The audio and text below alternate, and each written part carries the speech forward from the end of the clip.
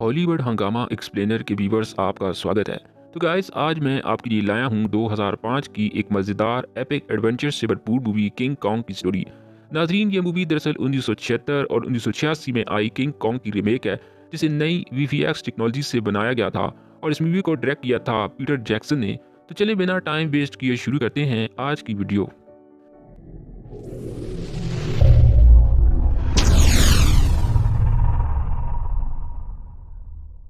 ये कहानी शुरू होती है एक बहुत पुराने वक्त से, जहाँ एन नाम की एक लड़की को दिखाया जाता है जो कि पेशे के लिहाज से एक थिएटर आर्टिस्ट थी और वो लोगों को हंसाने का काम करती। लेकिन जिस थिएटर में वो काम करती, इस थिएटर में कम ही लोग शो देखने आते, इसलिए जल्द ही इस थिएटर का दिवाला निकल चुका था, जिससे एन समेत बहुत से आर्टिस्ट भी बेरोजगार हो जाते हैं। अब सीन शिफ्ट होता है और अब काल नाम के हम एक डायरेक्टर को देखते हैं जो कि अपने प्रोड्यूसर को अपनी अगली मूवी के बारे में बता रहा होता है। दरअसल काल मुख्तलिफ एनिमल पर डॉक्यूमेंट्री बनाता है और वो बताता है कि इस दुनिया में अभी भी बहुत सी ऐसी चीज़ें हैं जिन्हें अभी तक किसी ने नहीं ढूंढा, और इसने एक ऐसी नई जगह का पता लगाया है और इसी जगह पर जाने के लिए वो अपने प्रोड्यूसर से बात करता है।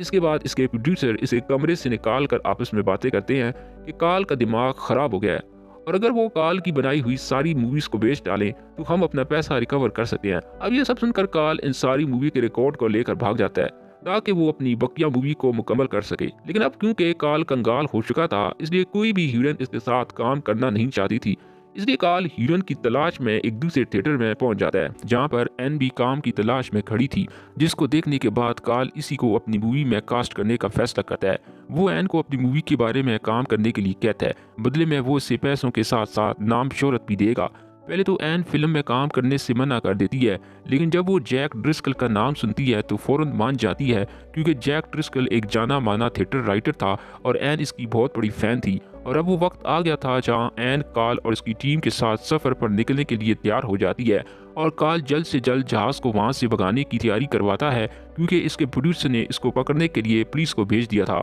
लेकिन जहाज इनके पहुंचने से पहले ही अपने सफर पर रवाना हो चुका था और अब काल अपनी मूवी के अलग अलग सीन शूट करता है। शुरू में तो सब कुछ ठीक चल रहा था और सब जहाज में मजे कर रहे थे, लेकिन थोड़ी दूर में जहाज एक ऐसे रास्ते से गुजर रहा था जहाँ सामने हर तरफ धुंध ही धुंध फैली हुई थी, जिस पर वो रास्ता तलाश करने की कोशिश करते हैं। लेकिन तभी वो देखते हैं कि जहाज के सामने बहुत सी चट्टानों को, तो जहाज का कैप्टन जहाज को चट्टानों से निकालने की पूरी कोशिश करता है, पर वो इसमें नाकाम हो जाता है और जहाज एक चट्टान से टकरा कर इसी में फंस कर रह जाता है। और काल भी कहीं ना कहीं यही चाहता था, क्योंकि कैप्टन ने इसके साथ इस आइलैंड पर जाने से मना कर दिया था, क्योंकि वो आइलैंड आज तक किसी ने नहीं देखा था। लेकिन अब काल एन और अपने कुछ साथियों को लेकर इस जजीरे पर जाता है, जबकि कैप्टन अपने साथियों के साथ जहाज को निकालने की कोशिश करता है। जबकि दूसरी तरफ काल इस जजीरे की वीडियो बनाने लगा था, लेकिन तभी इसके सामने इस जजीरे पर रहने वाले कुछ आदमखोर आ जाते हैं जो कि काल और उसके क्रू मेंबर पर हमला आवर हो जाते हैं और एक क्रू मेंबर को मार भी देते हैं। वो सभी आदमखोर इन सभी को मारने ही वाले थे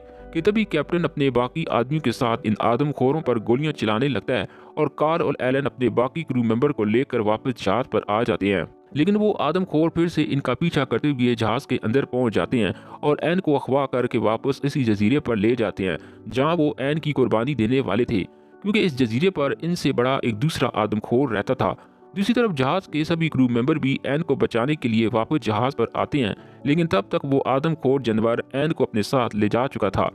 अब जैक के कहने पर बाकी क्रू मेंबर एन को ढूंढने के लिए जंगल के अंदर जाने का फैसला करते हैं और पूरी रात सफर करने के बाद आखिर सुबह एक जगह आराम के लिए बैठते हैं कि तभी एक बहुत बड़े डायनासोर के झुंड में भगदड़ मच जाती है, जिनसे बचने के लिए सभी क्रू मेंबर भी भागते हैं। दूसरी तरफ अब हम इस बड़े आदमखोर जानवर को देखते हैं जो कि एक बहुत बड़ा गुरीला था और जिसका नाम किंग कॉन्ग होता है, लेकिन इसने अभी तक एन को नहीं खाया था। अब एन कॉन्ग के सामने अपने थिएटर के कुछ करतब दिखाती है, जिस पर कॉन्ग बहुत खुश हो जाता है। तो वहीं दूसरी तरफ बाकी लोग एन को ढूंढते ढूंढते कॉन्ग तक पहुंच चुके थे और वो कॉन्ग को देखते ही इस पर फायरिंग शुरू कर देते हैं, जिस पर कॉन्ग इन्हें एक पहाड़ से नीचे फेंक देता है। अब दूसरी तरफ एन भी कॉन्ग की गैर मौजूदगी में वहां से भागने की कोशिश करती है, लेकिन तभी जंगल में एक डायनासोर इसके पीछे पड़ जाता है। लेकिन तभी कॉन्ग बीच में आ जाता है और अब एक नहीं बल्कि दो और डायनासोर भी आ चुके थे, जिसके बाद कॉन्ग और डायनासोर में एक घमासान की लड़ाई शुरू हो जाती है। लेकिन कॉन्ग तीनों डायनासोर को एक एक करके मौत के घाट उतार देता है,